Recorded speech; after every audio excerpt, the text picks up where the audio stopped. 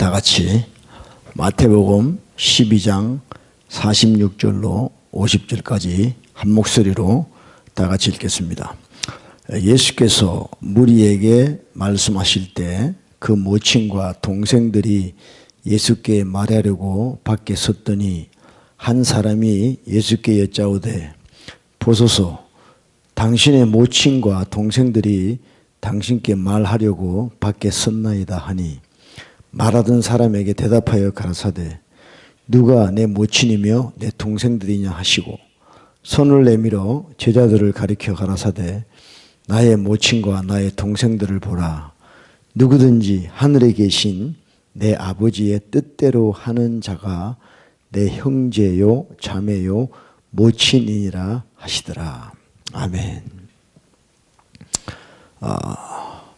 예수님께서 가족에 대한 정의를 어떻게 하셨냐 하면 어떤 그런 육적인 태어나서 어떤 생리적인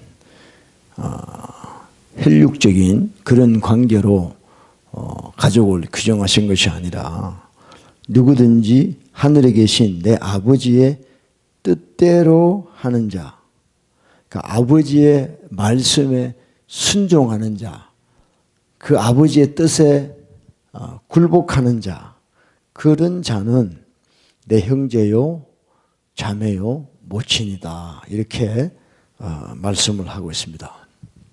그래서 주님이 우리에게 원하시는 것은 우리가 비록 태어나서 부모님이 계시고 또 형제, 자매가 있지만 진정한 가족의 그 관계는 하나님 말씀에 의해서 이루어져야 된다라고 우리 주님께서 말씀을 하고 있습니다.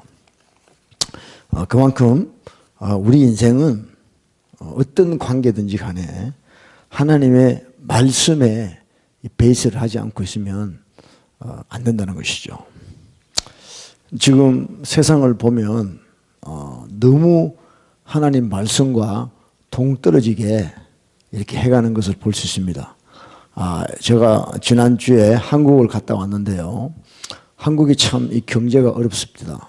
제가 뭐 분당이라는 곳에도 한 가봤고 어떤 선교사님을 만나기 위해서 분당이라는 곳에도 한 가봤고 그 다음에 이제 포항, 저희 고향이죠. 포항에도 가봤는데 그 임대라고 붙여놓은 그 가게들이 되게 많아요. 그러니까 가게가 비어가지고 임대한다고 이렇게 표시를 붙여놓은 데가 참 많습니다. 그러니까 지금 많은 가게들이 문을 닫은 거죠. 역시 한국 경제가 제가 뉴스로만 듣다가 이번에 가서 보고 한국 경제가 참 힘들구나 이런 생각을 하게 됐습니다. 뭐 여러 가지 원인이 있겠지만 지금 한국이 정권을 잡은 대통령이나 또 여당이 민주당입니다. 민주당. 그리고 미국에도 보면 민주당이 있죠. 지금은 이제 미국이 공화당 트럼프 대통령이 지금 집권을 하고 있습니다. 근데 미국도 민주당, 한국도 민주당이에요. 그 민주당이라는 말은 데모크라틱 파리라는 뜻이죠. 그 민주당이 추구하는 건 뭐냐? 좌파입니다. 좌파. 좌쪽에 있는 사람들이죠. 공화당이나 또 보수파는 우쪽입니다. 우파라 그러죠. 그 우파는 그 컨저버티브, 보수적인 당이라 그래요. 그 좌파는 레프트 사이드는 진보적이다 그래요. 진보적이라는 말이 참 좋게 들립니다. 근데 보수적인 것에 반해서 진보적이다. 진보적이라는 게 뭐냐면 그러니까 보수적이라는 거는 항상 변함이 없는 거예요. 보수적이니까 컨저버티브. 항상 그걸 유지하는 상태인데 진보는 그 보수에서 벗어나서 자꾸 뭔가 변화를 추구하는 것이죠. 근데 그 추구하는 변화가 하나님의 뜻과 점점점 더 멀리 간다는 것이죠. 그런 면에서 진보라는 것이죠. 근데 그 좌파, 진보, 이 사람들이 추구하는 게 뭐냐면 결국 사회 시스템적으로는 사회주의를 원하는 거죠. 그래서 돈 있는 사람 거 세금 많이 걷어가지고 가난한 자에게 주겠다. 그래서 전 국민이 평등하게 사는 그런 사회를 만들어 보겠다라는 것이 이 좌파 진보주의자 사회주의자들이 하는 이야기입니다. 그래서 민주당이 집권을 하게 되면 세금을 많이 걷어요. 왜냐하면 돈이 있어야 퍼주니까, 나눠주니까. 근데 이 사회주의자들의 진보 좌파들이 결국은 이름만 그럴 뿐이지 사실은 원천이 어디냐 하면 칼막스입니다. 칼막스. 그래서 공산주의에서 그들이 왔다는 것입니다. 그렇기 때문에 결국은 하나님의 뜻과 반대쪽으로 계속해서 갈 수밖에 없습니다. 이번에 미국의 이제 2020년도에 대선에 나오는 민주당 그 대선 주자 중에 한 명이 피트, 말이 좀 어려워서 제가 모르겠는데 그 사람이 처음으로 게이입니다. 게이인데 대통령 이제 출마에 나온다고 지금 공식 선언했습니다. 그 사람이 하버드 대학을 나오고 또 미국 군대에서 오래 복무하고 아프가니스탄 전쟁에도 갔다 오고 아주 지금 어떤 조그마한 그 도시의 시장으로 있는데 그런 사람이 대통령 이제 후보로 이렇게 나온다고 지금 이렇게 이야기를 하고 있습니다. 그게 민주당이에요. 그게 민주당. 그만큼 이 민주당, 좌파, 진보, 그 다음에 사회주의를 추구하는 사람들은 하나님의 뜻과 점점점 멀어가는 쪽을 지향하고 있다는 것이죠. 네. 지금 미국도 오바마 대통령 8년 동안에 얼마나 많이 좌쪽으로 진보 쪽으로 갔는지 몰라요. 우리가 지금 못 느낄 뿐이지 그 기간 동안에 좌파 대통령이 집권하는 동안에 얼마나 많은 법들이 바뀌었는가를 여러분이 아시면 놀랄 것이에요. 정말입니다. 차별금지법부터 해서 그런 사소한 법들이 점점점 바뀌면서 정말 신앙의 자유를 갖고 살아야 되는 사람들이 엄청난 타격을 받게 된다는 것이죠. 내 신앙을 나타내지도 못하고 그런 시대가 사회가 됐습니다. 그래서 지금 한국도 얼마나 많이 바뀌는지 몰라요. 정말 우리 한국은 깨어나야 됩니다. 자, 이제 앞으로 점점점 세상은 하나님의 말씀과 멀어지게 되어 있습니다. 그것이 사탄이 하는 일이에요. 가정을 깨고 교회를 깨고 그래서 하나님을 믿는 사람들이 쓸 자리가 없게끔 이렇게 만들어가는 것이 현실이에요. 그래서 이걸 사법적으로 법제화해서 우리의 신앙을 드러내면 법에 저촉되는 그런 쪽으로 자꾸 만들어간다는 거예요. 그러니까 신앙의 자유라는 것은 신앙의 행동의 자유예요. 내가 하나님의 말씀대로 살아갈 수 있는 자유가 신앙의 자유인데 이제 그렇게 살아갈 수가 없는 거예요. 그냥 예수만 믿는 거예요. 예수만 믿고 주일날 교회 가는 걸로 자기 신앙이 다 돼버리는 것처럼 생각한다는 거죠. 내가 하나님을 믿는 사람으로서 하나님의 말씀대로 살아갈 수 있는 그런 자유가 점점 줄어들어가는 거죠. 네. 위축되고. 그래서 예수 믿는 사람과 안 믿는 사람과 차이가 별로 없는. 네.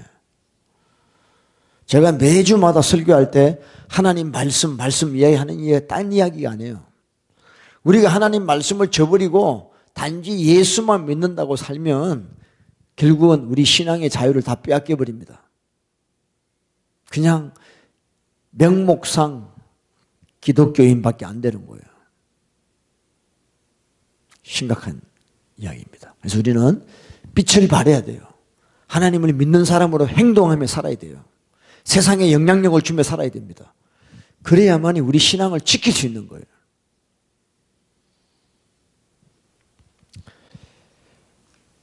오늘 특별히 어머니 날 마더스데이에 가족에 대해서 우리가 이야기를 좀 하기를 원하는데 진짜 주님께서 원하는 가족은 어떤 가족이냐? 바로 하나님 말씀에 의해서 세워지는 가족이에요. 아버지의 뜻대로 순종하지 아니하면 주님 안에서 우리는 온전한 가족이 될 수가 없어요. 네. 가족이 유지될 수 있는 중심이 뭐냐? 하나님의 말씀이에요. 가족 구성원 한 사람 한 사람이 하나님 말씀에 순종할 때 그 가족이 아름답게 된다는 것입니다. 할렐루야. 그러나 이 사단은요, 여러분 창세기 3장에 보면 사단이 아담과 하와의 가정에 침투하는 거죠. 가정을 깨트리려고 오는 거죠. 그래서 너희가 진짜 동산 중앙에 있는 열매를 먹지 말라 하더냐. 하나님 말씀에 먹지도 말고 만지지도 말라 그러더라. 아니야, 먹어봐. 먹으면 네가 하나님처럼 될 거야. 너 눈이 밝아질 거야. 안 죽어. 먹어도 안 죽어. 이런 사단의 말을 듣고 하와가 미혹이 돼서 그 열매를 먹음으로 말미암아 에덴 동산에서 쫓겨나는 그런 일이 생겼습니다. 그래서 사단은 늘 하나님 말씀을 트위스트하고 하나님 말씀을 우리로 하여금 무시하게 만드는 그런 일을 꾸며내는 것이 사단의 전략이라는 겁니다. 여러분, 우리가 예수를 믿더라도 하나님 말씀을 무시하고 산다면 우린 지옥 갈 수밖에 없는 거예요. 여러분, 예수 믿는 게 뭐예요? 내가 예수 믿는 사람으로서 이제 살아간다는 건 뭐냐? 하나님의 기록된 말씀대로 순종하며 살아간다는 뜻이거든요. 구원받은 사람이 어떤 사람이에요? 구원받은 걸로 끝나는 게 아니에요. 내가 출애굽했다, 홍해를 건넜다, 그걸로 끝나는 게 아니에요. 이제는 하나님의 말씀으로 살아가는 자가 구원받은 자의 삶이라는 것이죠. 이것이 명확하지 않기 때문에 우리가 자꾸 위축이 되고 우리 신앙이 자꾸 불이 붙었다가도 금방 꺼져버리고 이렇게 되는 것이에요. 그래서 사단은요, 늘 우리를 미혹시킬 때 육적인 걸로 미혹시킵니다. 우리 육을 잘해주는 것처럼 하면서 우리 영을 죽여요. 이게 사단의 전략이에요. 그래서 우리가 진짜 영적인 기독교인, 영적인 크리스찬이 되지 아니하면 늘 사단에게 미혹되는 거예요. 우리가 교회를 나오고 성경을 봐도 내가 육적인 사람이야, 아직. 육신에 속한 자예요. 사도 바울이 이야기한 것처럼, 고린도전서 2장 3장에 이야기한 것처럼 내가 육신에 속한 자예요. 예수 믿는다고 하면서 육신에 속한 자예요. 그러면요, 우리는 사단의 밥이에요. 사도 바울이 이야기합니다. 신령한 자가 되라는 거예요. 영적인 자가 되라는 거예요. 신령한 자가 되면 우리가 아무에게도 판단받지 아니하노라. 신령한 자가 되라는 거예요. 영적인 자가 되라는 거예요. 사단은요, 늘 우리 육을 잘해주고 우리 영혼을 파멸시키는 그런 전략으로 오늘까지 우리 인생들을 괴롭히고 있는 것이에요.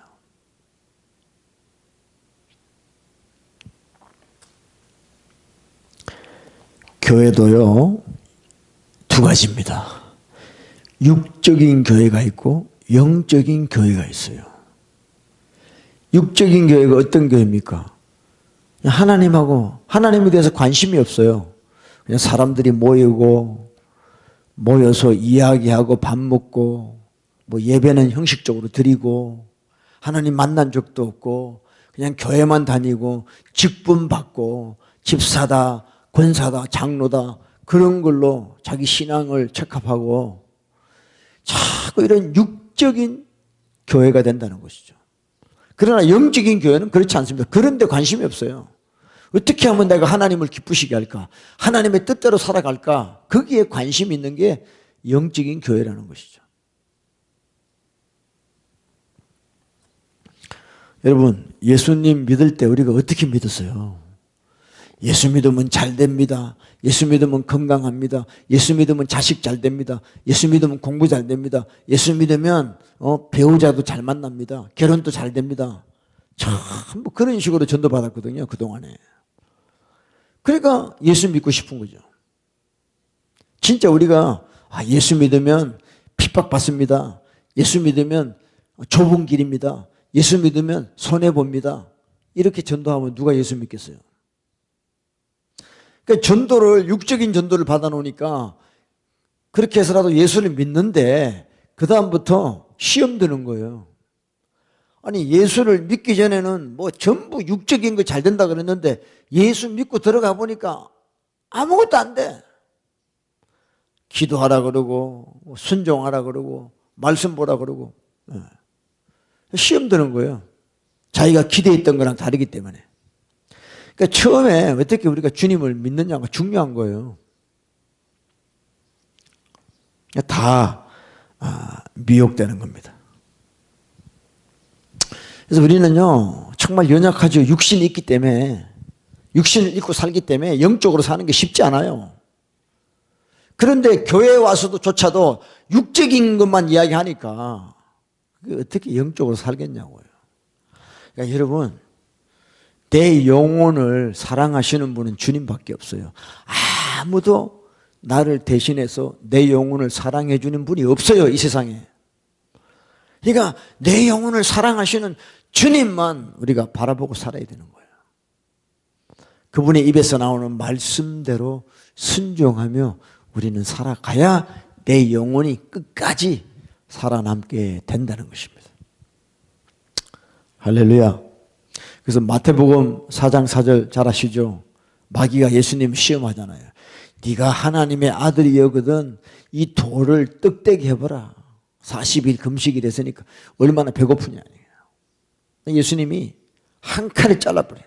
기록되었으되 사람이 떡으로만 살 것이 아니에요.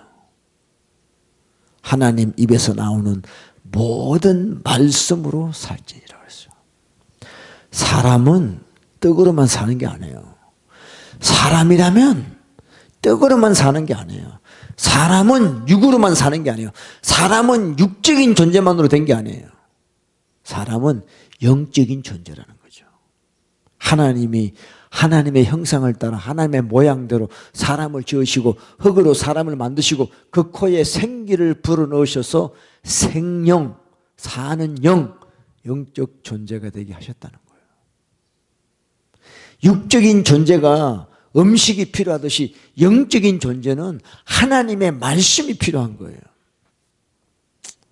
그래서 우리는 떡으로만 살면 안 돼요. 우리는 영적인 양식으로, 영으로, 말씀으로 우리는 살아야만 되는 것이에요. 마태복음 6장에도 33절 무엇을 먹을까 마실까 입을까 걱정하지 말라는 거예요. 우리가 진짜 하나님의 사람이 되면 이제 육적인 것 때문에 염려하지 말라는 거예요. 그거는 이방인들이 구하는 거다. 하나님을 모르는 자들이 구하는 거다. 예수 믿기 전에 사람들이 왜 삽니까? 먹고 살기 위해서 사는 거예요. 다. 무엇을 먹을까 입을까 그것만 온통 생각하고 살아요. 그러나 저와 여러분이 진짜 하나님을 만났다면 이제는 그런 거는 구하지도 마라, 기도하지도 말라는 거예요. 왜? 너희 천부께서 하나님 아버지께서 너희에게 있어야 될 줄을 아시느니라. 주시겠다는 거예요. 그거는요. 안 구해도 주시겠다는 거예요. 뭘 구해라 그러느냐? 먼저 seek first. 먼저 그의 나라와 의를 구해라는 거죠. 우리가 진짜 영적인 생활을 하는 사람은 어떤 사람이냐? 기도도 영적인 기도가 있고 육적인 기도가 있어요. 뭐 주세요. 먹을 거 주세요. 이 육적인 기도 하지 말라는 거예요. 영적인 기도, 하나님의 나라와 의를 구하는 그런 기도를 하라는 거죠. 그러면 하나님이 구하지 않는 육적인 거 다 주신다는 거예요. 이걸 우리가 믿어야 진짜 하나님을 믿는 자가 되는 것이죠. 할렐루야. 할렐루야. 지금 우리가 생각해 봐야 됩니다. 지금 내가 육적인 그리스도인인지 영적인 그리스도인인지, 우리 교회가 육적인 교회인지 영적인 교회인지 우리 자신한테 다 물어봐야 돼요. 육적인 기독교인이면 하나님과 상관없어요. 하나님은 우리를 육적인 신자로 만들기 위해서 예수님을 십자가에 피 흘리게 하지 않으셨어요. 왜? 이방인하고 어떻게 똑같이 살아요, 우리가? 주님은 우리를 영적인 하나님의 자녀로 만드시기 위하여, 우리를 위하여 십자가에 피 흘리셨어요. 할렐루야. 그래서 저와 여러분은 오직 하나님의 말씀으로, 영적으로, 성령으로 살아가야 되는 것입니다. 그러니까 성령님을 의지하지 아니하면 우리가 하나님 말씀대로 살아갈 수가 없어요. 제가 지난번에 로마서 8장 이야기했죠.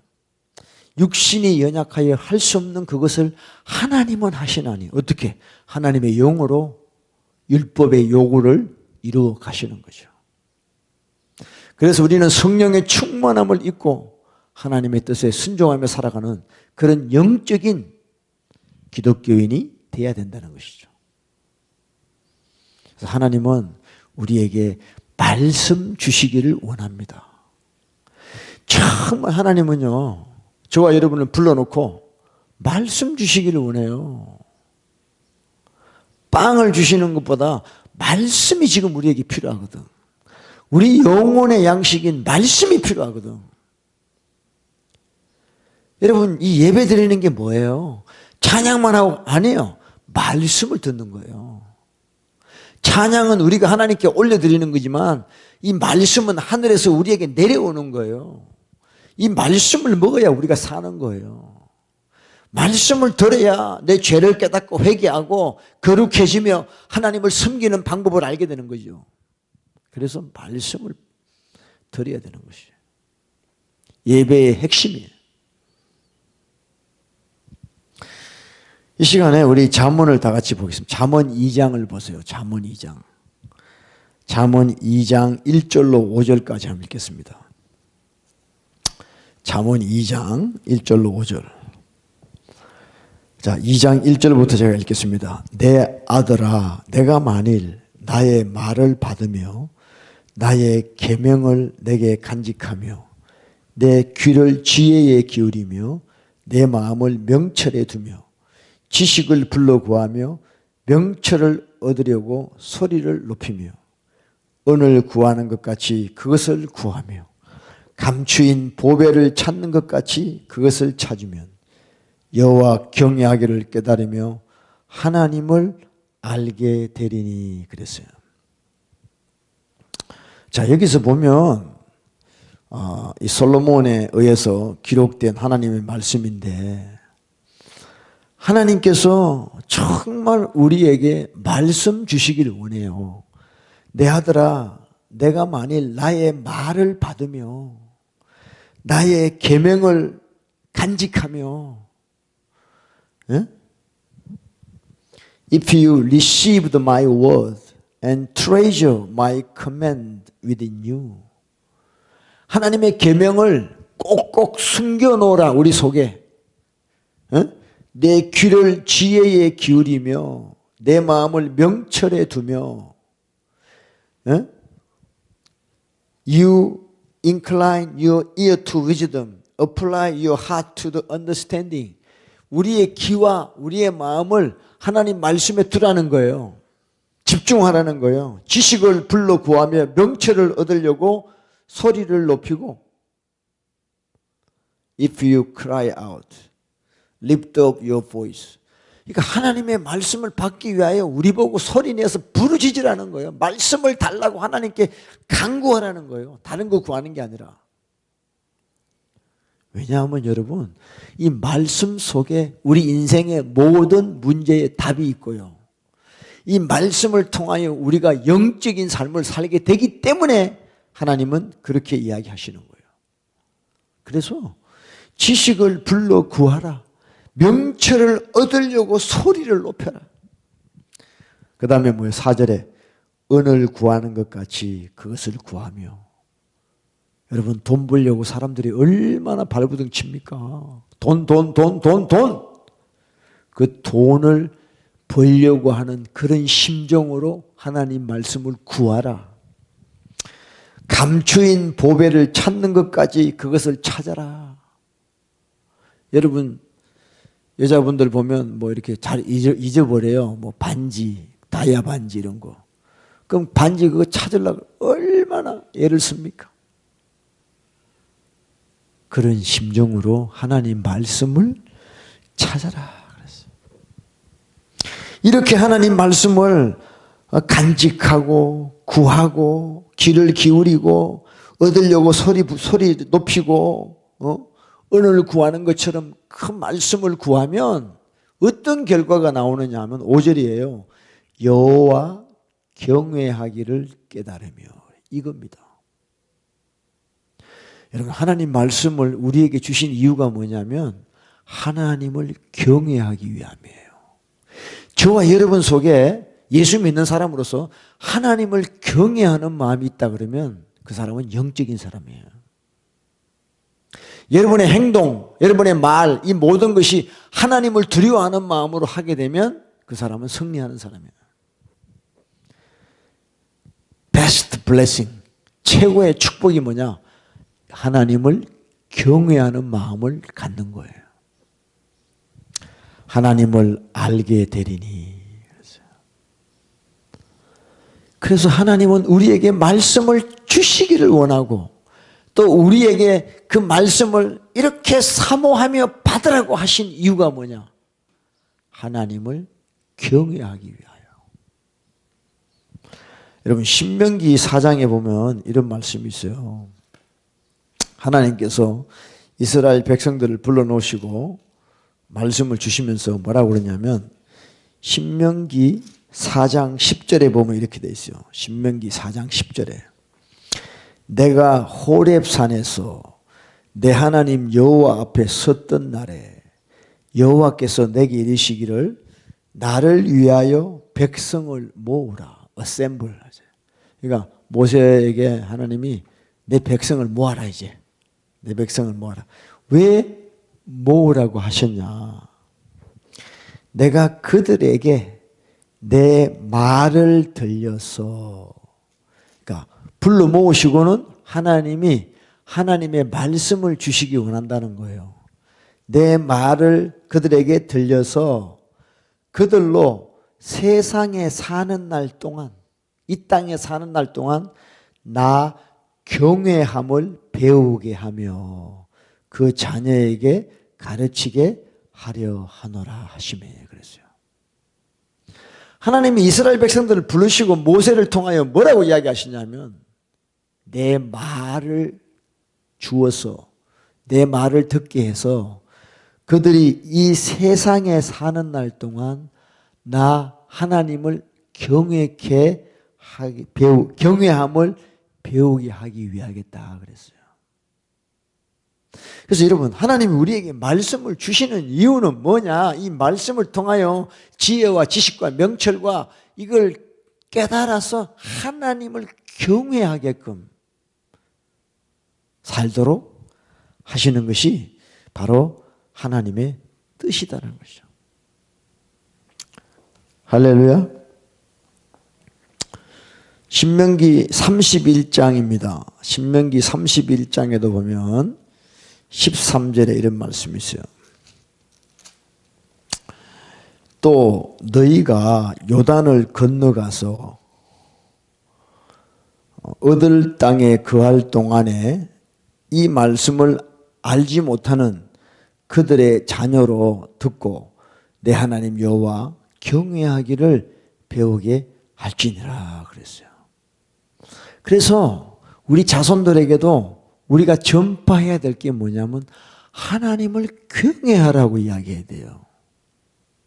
너희가 지금 대학을 가고 직장을 가고 공부를 하는 뭐 이런 모든 그걸 통해서 그 가운데서 하나님을 경외하는 마음으로 살아야 된다고 우리가 자손들에게 가르치라는 거예요. 하나님은. 지금 보세요. 지금 예수 믿는 사람들이 정말 하나님을 두려워합니까? 진짜 예수 믿는 사람들이 하나님을 두려워한다면 어떻게 오늘날 이 교회들이 그렇게 욕을 먹고 기독교라는 소리를 듣고 그렇게 살 수 있습니까? 부끄러울 때가 많습니다. 아예 뭐 교회를 안 나가고 예수를 안 믿는다 그러면 몰라요. 너무 안타까운 거예요. 너무 안타까운 거예요. 왜? 하나님을 경외할 줄을 모른다는 거예요.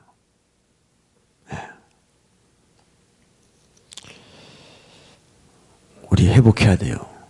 하나님을 경외하는 마음을 우리가 회복해야 됩니다. 자, 다시 잠언, 이제 이번에는 잠언 1장입니다. 잠언 1장 20절부터 제가 읽겠습니다. 잠언 1장 20절. 지혜가 길거리에서 부르며 광장에서 소리를 높이며 헌화하는 길머리에서 소리를 지르며 성문 어귀와 성중에서 그 소리를 발하여 가로되 그랬어요.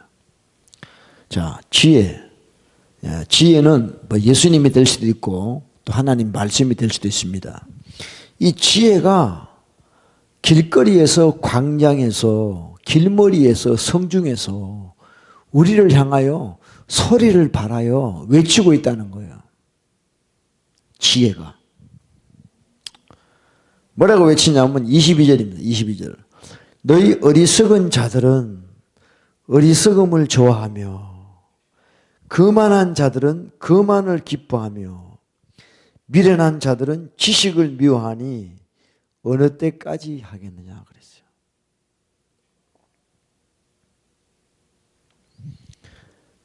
저는 이 22절을 어제 묵상하고 정말 저의 모습. 어리석은 자, 거만한 자, 미련한 자. 꼭 제 모습 같아요. 기도하기 전에는 몰라요. 기도하기 전에는 괜찮은 사람처럼 보이는데 정말 주님의 십자가 앞에 나와서 기도하면 나같이 어리석은 자가 없어요. 나같이 거만하고 미련한 fool한 자가 없어요. 이런 자들의 특징이 뭐냐면 지식을 미워하니 어느 때까지 하겠느냐. How long, you simple one? Will you love simplicity? 그 어느 때까지 너희들이 어리석은 자는 어리석음을 좋아하고 거만한 자는 거만함을 좋아하고 미련한 자는 미련함을 좋아하느냐. 하나님의 말씀은 미워하고 너희의 거만 어리석음 미련함은 좋아한다 이게. 이런 자들의 특징이 뭐냐면 말씀을 싫어해요. 말씀을 싫어해. 그러니까 예수를 믿는데 말씀을 싫어하는 자가 진짜 기독교인입니까? 믿는 자예요? 아닙니다. 저와 여러분이 진짜 예수님을 사랑하고 예수님을 믿는 자라면 우리는 그분의 음성을 기뻐해야 돼요. 주의 말씀을 기뻐해야 된다 이 말이에요. 23절에 나의 책망을 듣고 돌이키라. 보라 내가 나의 신을 너희에게 부어주며 나의 말을 너희에게 보이리라. 방법은 딱 한 가지밖에 없어. 회개하는 길밖에 없어요. 저와 여러분이 어리석다는 걸 깨달아요. 내가 거만하다, 내가 미련하다라는 걸 깨달아요. 그러면요, 이제 하나님 말씀 듣고는 회개하는 길밖에 없어요. 내 책망을 듣고 돌이키라. 내가 나의 신을 너희에게 부어준다. 여러분, 우리가 하나님 말씀 듣고요, 돌이키잖아요. 회개하잖아요. 그러면요, 성령님이 오세요. 성령님이 왜 오세요? 이제 그 말씀에 순종할 수 있는 힘을 주신다는 거예요. 이런 축복이 저와 여러분에게 임하기를 원합니다. 할렐루야. 나의 책망을 듣고 돌이키라. 내가 나의 신을 너희에게 부어주며 나의 말을 너희에게 보이리라. 이제 말씀이 보이기 시작하는 거죠. 영안이 열리기 시작하는 거죠. 영적인 세계가 뭔지 알게 되는 것이죠. 근데 보통 때 하나님이 말씀하셔도 24절에 보면 듣기 싫어하였고 돌아보는 자가 없고 나의 모든 교훈을 멸시하며 나의 책망을 받지 아니하였다 그래요. 그러니까 어리석은 자들, 미련한 자들은 하나님의 말씀을 싫어하고 돌아보지도 않고 멸시하고 책망을 받지도 않는다는 거죠. 그래서 26절에 그 결과가 너희가 재앙을 만날 때 내가 웃을 것이며 너희에게 두려움이 임할 때 내가 비웃으리라. 너희의 두려움이 강풍같이 임하겠고 너희의 재앙이 폭풍같이 이르겠고 너희에게 근심과 슬픔이 임하리니 그랬어요. 어느 날 갑자기 재앙이 임하는 거예요. 교회 나가는데 내가 교회를 다니는데 왜 내 삶에 내가 원치 아니하는 재앙이 임하냐고. 왜 두려워? 죽을까 봐 두렵고 병 걸릴까 봐 두렵고 두려움이 자꾸 온단 말이에요. 근심, 슬픔 이런 것이 어느 날 갑자기 와요. 교회를 다니고 예수를 믿는다고 하면서 직분도 있는데 목사, 장로, 권사, 집사 뭐 예전도회 회장, 성가대장 이런 거 다 하면서 재앙이 임한다 이 말이에요. 왜? 예수를 믿는데 하나님의 말씀을 비웃고 있다는 거예요. 하나님 말씀을 멸시하고 있다. 하나님의 책망을 받지 않는다는 거예요.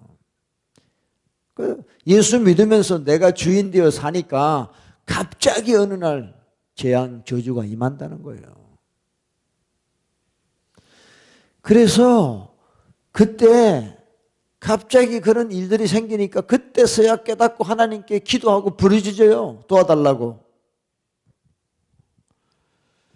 28절입니다. 여러분 때를 놓치면 안 돼요. 버스가 지나가고 난 뒤에 손 흔들면 뭐예요? 28절 그때에 너희가 나를 부르리라. 그래도 내가 대답지 아니하겠고 부지런히 나를 찾으리라. 그래도 나를 만나지 못하리라 그랬어요. 귀에는 자주 오는 게 아닙니다, 여러분. 회개도요. 죄 짓고 난 뒤에 회개하면 되지 뭐. 그게 아니에요.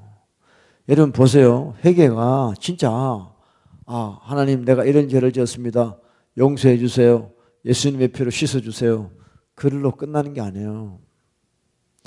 여러분 팔복 중에 두 번째가 뭡니까? 애통하는 자는 복이 있나니 저희가 위로를 받을 것이요 그랬어요. 죄를 짓고 나면요 그냥 형식적으로 난 죄인입니다. 이런 죄를 지었습니다. 예수님의 보혈로 씻어주세요. 깨끗함을 주세요. 땡 이게 아니고 우리가 죄를 짓고 나면 우리 마음에 그 죄에 대한 애통함이 있어야 돼요. 근데 여러분들 회개할 때 애통한 마음이 자주 와요? 안 옵니다. 왜냐? 기회를 놓쳤기 때문에 그래요. 아무 때나 오는 게 아닙니다. 은혜라는 게. 한 번 은혜를 놓치면 그 회복하는 게요. 너무너무 힘들어요. 순종하지 아니하면 다시 순종하려고 그러면 그 쉬운 게 아닙니다. 순종하는 축복이 얼마나 귀한 축복이에요. 대부분 사람들이 또 다음에 순종하지 뭐 다음에 하지 뭐 안 해요. 근데 그 때를 놓치면 그런 기회가 안 온다는 걸 여러분 꼭 기억하셔야 돼요. 29절에 대저 너희가 지식을 미워하고 여호와 경외하기를 즐거워하지 아니하고 나의 교훈을 받지 아니하고 나의 모든 책망을 없인 여겼다 그랬어요. 왜 갑자기 우리 삶에 재앙이 임하고 두려움이 임하느냐? 평소에 우리가 하나님 말씀을 미워하고 하나님을 경외하는 것을 즐거워하지 않았다는 거죠. 마지막 33절에 오직 나를 듣는 자는 안전히 살며 재앙의 두려움이 없이 평안하리라 그랬어요. 오직 그랬어요. But whoever listen to me will dwell safely 그랬어요. 오직입니다. 오직 나의 말을 듣는 자는 평안히 살겠다. 재앙의 두려움이 없이 평안하게 산다는 것이죠. 그래서 우리가 이 하나님 말씀을 평소에 정말 사모하고 갈급한 마음으로 살아야 되는 것입니다. 할렐루야. 여러분 예수 믿는 걸 또다시 이야기합니다. 예수 믿는 게 뭐냐? 아버지의 말씀, 지식, 지혜, 계명, 명철, 이 하나님의 말씀을 무시하고 책망을 무시하고 그렇게 살면 예수 믿어도 안 돼요. 우리가 하나님 말씀으로 돌아가야 됩니다. 할렐루야. 하나님 말씀만이 우리를 살리시는 거예요. 누가 내 어미요, 자매요, 형제냐? 아버지의 뜻대로 하는 자다 그랬어요. 누가복음 8장 21절에 보면 이랬습니다. 더 구체적으로 이야기하죠. 예수께서 대답하여 가라사대 내 모친과 내 동생들은 곧 하나님의 말씀을 듣고 행하는 이 사람들이라 하시니라 그랬어요. 예수님의 모친, 예수님의 동생, 예수님의 가족은 누구냐? 하나님 말씀을 듣고 그대로 살아가는 자, 행하는 자. 그런 자가 예수님의 가족이라는 것이에요. 여러분 예수 믿습니까? 아멘? 예수님 믿죠? 예수님의 가족이 되셔야지. 예수님의 가족은 누구냐? 예수님의 말씀을 듣고 행하는 자예요. 주여 주여 한다고 다 천국 가는 게 아닙니다. 아버지 뜻대로 행하는 자라야 그랬습니다. 이걸 명심하시기를 바라고 우리가 하나님 말씀을 정말 사모하고 은을 구하는 것처럼 감추인 보배를 찾는 것처럼 이 말씀을 찾고 듣고 이렇게 살아야 돼요. 그러면 하나님을 경외하는 자가 됩니다. 이런 축복이 저와 여러분의 가정과 우리 교회에 넘치기를 축복합니다. 할렐루야.